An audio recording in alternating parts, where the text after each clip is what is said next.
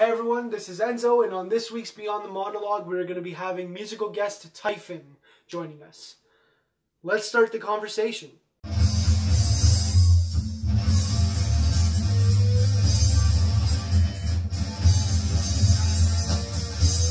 Today we're here with Typhon.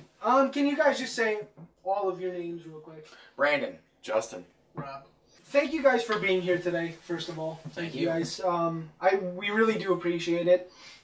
Tell me what Typhon means to you. The band, for me, it's everything. I mean, this is everything I've ever wanted to do. You know, I've always wanted to be a musician. What does it mean to you guys? Me personally, man, it's like it's all about the art form, you know, of music, of writing, of playing, of performing. Like the whole thing together is what like draws me in.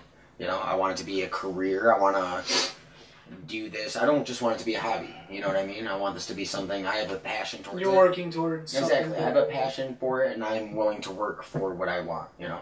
And to me, it's kind of like, you know, just coming together, a bunch of people, you know, a bunch of great musicians coming together, making a bunch of music they want to, you know, play. Right, and which you can tell, like from watching you guys perform, is you guys literally sat there and had a good time doing it. That's something that you rarely see in bands, and I appreciated that watching it. We look at it as like a brotherhood and a camaraderie. Like, you know, you are as strong as your weakest link, basically. So in order for us to survive as a whole, we need to be communicative towards each other and, you know, work for what we want. And I feel like we do a pretty good job of that. Right. We try not to stay too serious, you know, in practice. It's like most of our music, you know, is written messing around, you know. Oh, let's just jam for a minute, and then, oh, that sounds sweet, you know, and just whatever. Like our practice consists of like, hey, what do you want to play today? You know, songs we already wrote, and we play stuff, like, it's not just there is a structure, don't get me wrong, but there also is what do you want to do? You know, is there a song that you might want to play? Certain lines. Yeah, you know what I mean? Like, let's relax, let's have fun. Like, I'll play a song, like one of my favorite songs, then I'll look at Brandon and be like, hey, what's your favorite song? And then he'll play it, we'll play that one. He'll be like, alright, let's play, you know, Deconstruction. And I'll look at Steve, his favorite song is usually King of Arms. And then, you know, Kevin, he'll always wants to play Stand Up. It's like his favorite song. We just try to have as much fun with it as we can while at the same time, you know, maintaining like a business mindset. Do you feel like you're closer to your ultimate goal of making this a career and something that you do for the rest of your life? Yeah, definitely. I mean, when we first like, one of our first biggest shows was the St. Andrews Hall show, and we didn't play in St. Andrews Hall, like the actual upstairs venue, but we played downstairs in the shelter, which is where they recorded 8 Mile. Right. You know, I mean, for me, that was the first point where I'm like, oh my God, I'm playing in St. Andrews Hall. I remember saying, like, this is so surreal. Like, if you had asked me a year ago if I was going down to Detroit to play in the same place as, you know, all these other amazing bands that I played to come through Detroit that aren't even from Detroit, you know, that was the first point where I was like, oh my God, you know. And it's definitely a great feeling because, you know, like you said, I mean, I feel like I'm finally starting to realize some of my dreams, you know. I want to keep going there, even though, you know, going to St. Andrews, playing for 89X, opening up for Nonpoint and Head PE, they are a big deal from, you know, for somebody who's, you know, never gotten into it, but we want more. You know, we want to be up there with Head PE, we want to be up there with Nonpoint and go beyond that point, you know. Do you guys find yourselves working harder every time that something like that happens? Like, does that motivate you? Well, yeah, man. We play, like, if we get to play shows that are, you know, obviously higher grade, like the 89X and Head PE and Nonpoint shows, that, like, gives us a drive that we're getting noticed to play the shows. Right. You know, eventually the whole end game is to be the bands, basically, you know, to have bands opening for us, and us to be in that spot where, you know, people are proud and excited to play with us. You know, and it's like as like a dime a dozen as bands are nowadays, you know what I mean? It's not the easiest thing to like break free from like the thousands of other bands that have that sound. You know, you have to have like a certain sound, a certain presentation about yourself as a group, you know, in order to kind of succeed. And we feel like we do that because we keep moving. Like our wheels have never stopped yet, you know, and that's what we don't want them to stop. That's what we, you know, branch. It's all about branching. And, you know, now that we're talking about big shows, I know that last week when we talked, you guys were talking about, like, when you show up and there's, like, one guy, and wow, he's, like, the one rocker dude. Yeah. And, I mean, you guys told me, you know, you play those shows the same that you would Oh yeah. a show. I mean, we'll jump around the same way we will. I mean, if there, if there's 100 people, right? We love it so much that I can't contain myself. I'm sure the rest. I'm speaking for everybody else. We can't contain ourselves. I will get off and scream in that one dude's face. I'll make a point just to be crazy for that 6 people. That guy will feel special. You know what I mean? You'll be like, holy shit. You know what I mean? Like, no, he's like even when you guys came and saw us like practice, we even when we perform in a basement, we still act. Yeah, like literally put on a show for us. And that's how we try to approach every show. Is like, regardless of who's there, you never know who is there. Right. You don't know who that one guy that one dude that we could be performing for could be the guy who makes or breaks us for all we know. Right. We don't know. So we treat everybody else as like an equal and like, you are going to get our support as much as you're giving us yours. Which is really important. Oh yeah. We're out there moshing for all the other bands, we're out there getting everybody hyped up in the crowd, trying to, so they in turn do the same thing for us, It's like you get what you get, man. Yeah. There's nothing like live music. Like if anybody has never been to see like any band, like, even if it's like your brother's cousin's band who just started out, you need to go see it because when you listen to live music, there's just nothing like it. I mean, when somebody hits like that palm mute, like boom boom, you feel it in your chest. I mean, there's just, like I said, there's just nothing like it. The first time I saw a local band like play live, that's when I was like, that's it. Yeah. I've got to go for this. I've literally gone to see bands that I know are shitty. Just because it's live. Performance is way better. It's like anybody can sound good on a CD. Like, with technology and shit, you can make voices better. You can distort things. You can make things, just the way you want it to if you take the time to. Live, if you can capture a crowd and a group of people live and bring them in for you, then you have something. You know what I mean? For people to like actually appreciate what you're doing in a sense of a performer and not just music. Yeah. Give them a moment to remember, I know, like, even if I know that I'm going to go see a band and I've never heard their music before, I won't listen to their music until I go to see them. That's something that because sometimes you'll be disappointed, and other times you'll be more impressed. Like I've been to bands that they do have the special effects on their CD, but yet they bring it with them onto the show. And there's some groups that can do it, and then there's other groups like like let's say echoes on voices or stuff. It's like if you're not doing it live, like it really doesn't need So when I listen to the song and in my head I'm hearing that echo, but different. You guys are not doing it at all. Like it just like play what you can play. Yeah, exactly. Yeah. You're looking for stuff in the music, and then when it's not there, you're like, oh, that sounds different. Right. Exactly. How do you feel about performing acoustic? Because that is what you're doing for us today. Well, for me personally, because I'm like the unclean vocalist, it's a little nerve-wracking, I'm not gonna lie. I normally don't hear my own voice in the sense of it being clean, especially when we do the songs. It's all, screaming's a lot different. It's like there's melodies, there's highs and lows, but it's not the same as like holding a note. Yeah. You know what I mean? It's not singing. So when we do that, it's like a lot of converting and trying and testing.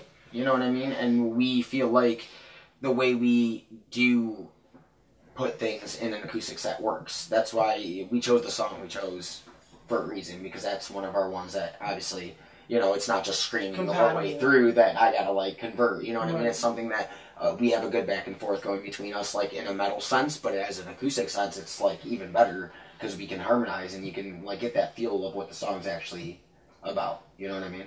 Right. I mean, like playing acoustic, you really hear everything. You can't hide behind, like we were talking about earlier, like effects or, different type of, Very intimate. Exactly. Very. You pretty much just get what you get. You get tones and that's about it. There's no electronics going into it or anything like that. It's very, like you said, intimate and, very soulful if you do it right. Right. We like to be able to have that versatility being, heavy as hell and just bringing the pain and everything like that and, getting people mixing it up in the piss, but at the same time, we're all musicians. We'll listen to like, heavy ass shit like, In Flames or, Justin's Got 1,000 of those kind of bands like Black Dahlia Murder. Attila, Black Dahlia Murder, Periphery, Between the Buried and Me. Yeah, but at the same time, I like, I like Third Eye Blind. and I like, you know, some of the songs. I listen to Incubus. Yeah. Like, you know what I'm saying? Like, it's not that. My first show I played with the first show I played with these guys was actually acoustic, and it was in a backyard. You know, and I came into this band as a metal singer, so before I even got to do That's like pretty my important. Unclean, I had to sing like before anything, and the whole time we practiced was all like me doing Uncleans. And, you know, we sat in a backyard and, like, kumbaya-ed it up. Everybody sat around and, you know, we sat on benches and we literally played. And it turned out amazing, though. Like, we enjoyed it and it was a great thing to do. And that's why we continue to be acceptable towards our whole acoustic thing. Because, you know, it worked once and we feel like we can keep doing it as long as we... You know, we want to be that unplugged band when we can. Right. So. I mean, we don't want to be like, oh, you guys want to play a show? It's an acoustic show. And just be like, no, we don't do acoustic. We want to be like, dude, we will will mold fit. to it. We will fit. Do whatever to play a show, you know? Which is what happened with this, right? Like, It's got to be acoustic. Exactly. We did our first acoustic little set we did. You know, we slapped together a couple songs and just played that. And it was fun. I mean, this was before Brandon was in the band, but we were like, you know, we can do this. And then, you know, he was saying about talking about our show at the party. I mean, at first it was like a disaster because we're playing in this garage, right? It's like a banger. Okay. Like a beer pong banger, dude. We're trying to like sit here and play. We're playing, and it's just like nobody. This one foreign girl comes up. She's like, "Sing louder, sing louder." We're trying, you know. We can't tell people to be quieter. Turn down the stereo. I was like, "Why did it scream in your face?" So I looked at that. I was like, "All right, we're done. We're done. We're just gonna go into the backyard, you know, where nobody else is at, and we're just gonna make an announcement like, hey, we're going to the backyard. If you want to watch us play, come on down." And we actually got some people to come over, which was, you know, I really liked that. I was like I said, it was kumbaya. Yeah. Everybody sat down across their legs on the grass and listened to us play. It was really, really cool. Yeah, a bunch of drunk asses too, just sitting around. Hey, drunk grass. Hey, dude. I don't know how many times you've been drunk and gotten to some music, but it's awesome when it happens, is it not? Like, you're at a party, they're like, "Oh my god, I can tell you." So let's just talk about your collective works real quick. How many songs and albums, I guess, would be more appropriate? How many albums do you have? We actually just recorded like our first EP. Okay. We did that back in the beginning of August over at the Workshops, this place over in Ypsilanti. We're still working on getting it mastered and everything. We got about 12 tracks out of that. We're going to try and narrow it down to our best ones and, you know, try and put the strongest one onto... How many tracks are you aiming to be on? 6 to 7, depending on what ones we pick. Obviously, some songs are shorter than the others, right. And we have other long songs, but as opposed to it being an EP, it's mainly going to be out there for people to get a feel for us. Right. You know what I mean? It's not meant to be out there like this is our first full-length album. This is like what we sound like with us taking care of our own business. Right, which is what an EP. That's as far as like full-length, complete, 100% done songs. We also have, I want to say about 14 to 20 songs that are incomplete that are still being worked on. And of those, 14 to 20, I would say about 6 of them are about done.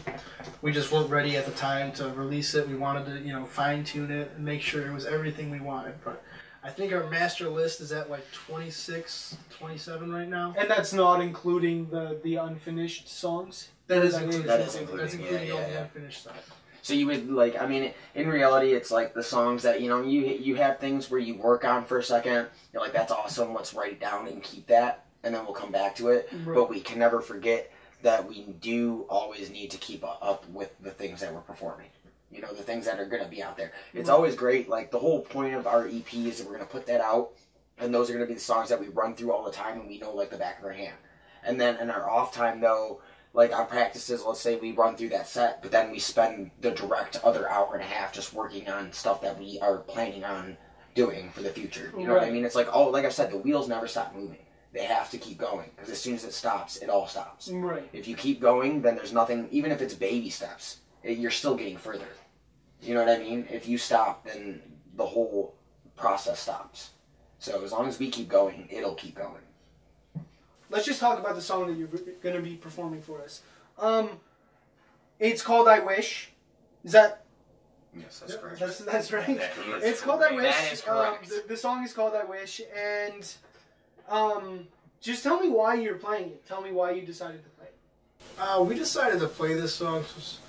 we felt like it's one of our stronger acoustic songs. You know, we played it a couple times, well, 3 now, and as far as live goes, anyway. I mean, I wrote it acoustic, but you know.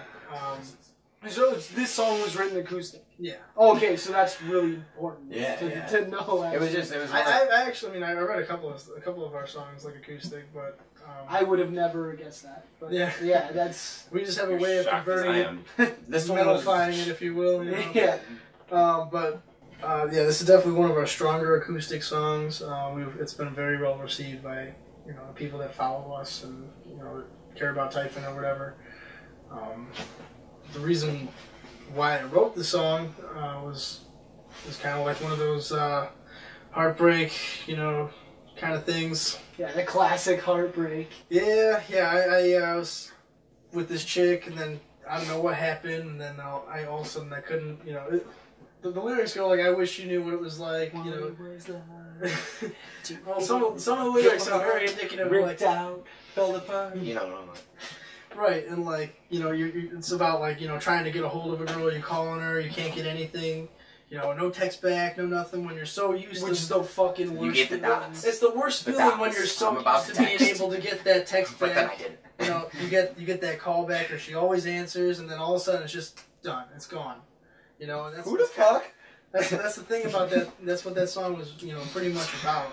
And then the song evolved after a while, and we kind of, rescinded things, me and that girl, and then I fucked up, and well, anyway, I rewrote the last chorus to be like, and now you know what it feels like to feel your heart ripped out, and so it's kind of.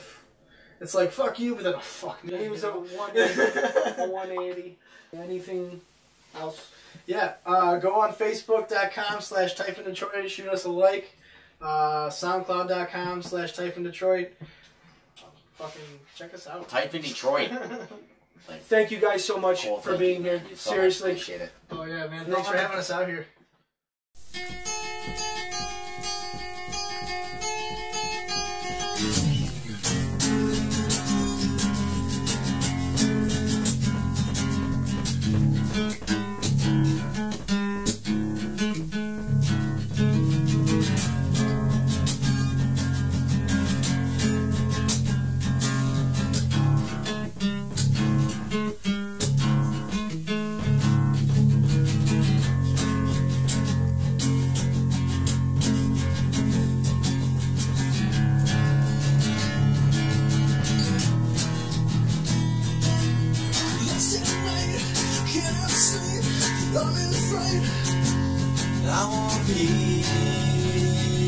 But she won't hear my plea.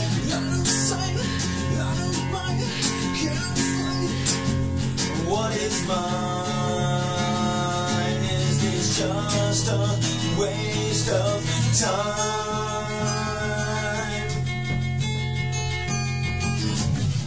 I wish you knew what it was like to feel your heart ripped down, fell apart, right from your chest. Lay me to rest, I can't sit still. I crave the kill.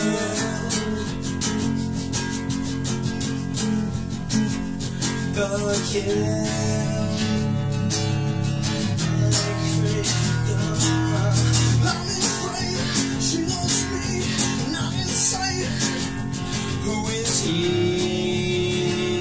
Please set me free.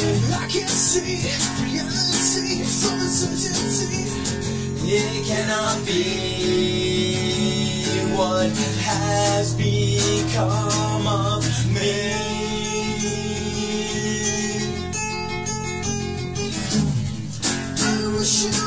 I wish you knew what it was like to feel your heart ripped down, fell apart, right from your chest. Lay me to rest, I can't sit still. I crave the kill.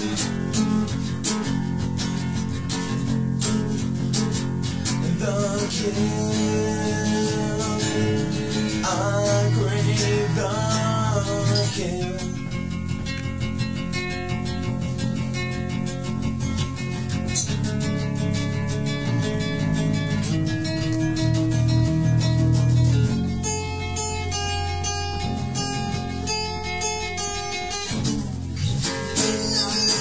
And now you know what it feels like to feel your heart ripped out, fell apart, right from your chest.